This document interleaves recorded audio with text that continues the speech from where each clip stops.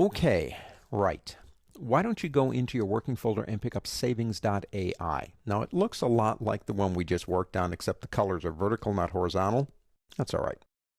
What we're going to talk about is one of the problems with document-specific applications like Adobe Illustrator, where if you save your colors, you don't have them in other documents. Now we're going to do that by saving the libraries, obviously. Now I've got my swatches panel over here. I'm going to drag it over here. Let me go ahead and pull that down like that. Okay, that is the basic run-of-the-mill swatches panel. What I need is these colors over here so I can save them. However, I don't want all that other junk up there. So what I'm going to do is click here on this folder, actually group, and this group right here, shift-click, and press delete. Now, if you hold the Alt key down, remember, you don't have to answer this question.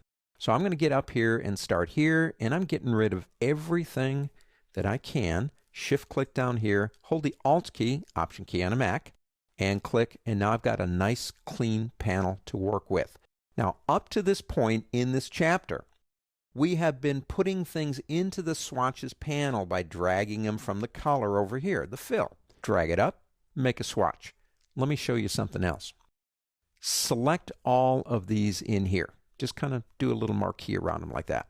Now, go up to this button right here, which is Options for your swatches panel. Say New Color Group. We'll call it, say, Web. From Selected Artwork. Now, you can say, I want all of these colors to be globals, or include swatches for tints. But I love that feature. No more dragging one at a time. Let's go ahead and convert them. Why not? And click OK. Now watch. There they are. All that work that we did dragging, which is fine. If you've got artwork and you want it over there, it's a click away. Just remember how you do it. Come up here and do it from here. Okay, so we've got our colors. What do we do with them now?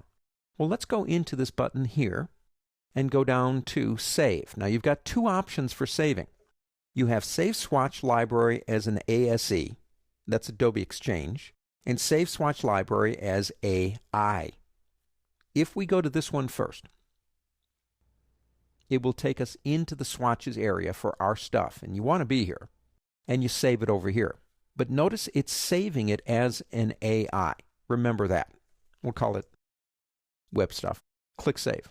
But what about if I come back up again and go down to ASE? What is ASE? How would you like to take those swatches and use them in Adobe Photoshop without having to reinvent the wheel and bring them over and copy them into the swatches panel? That's what ASE is. I love that feature. And it's also in Photoshop if you want to bring your colors into Adobe Illustrator. But understand one thing about this swatch library here, AI. We saved it in an area that was designed to hold our swatches. So if I click this button right here and go down to Open and go into User Defined, there it is. If I don't put it in that folder, it won't be here. I'll have to go to Other Library and find it. But here's the thing I want to emphasize. If I have a series of colors in an Adobe Illustrator document that I really do like, but I didn't save it as a swatch library, it doesn't matter.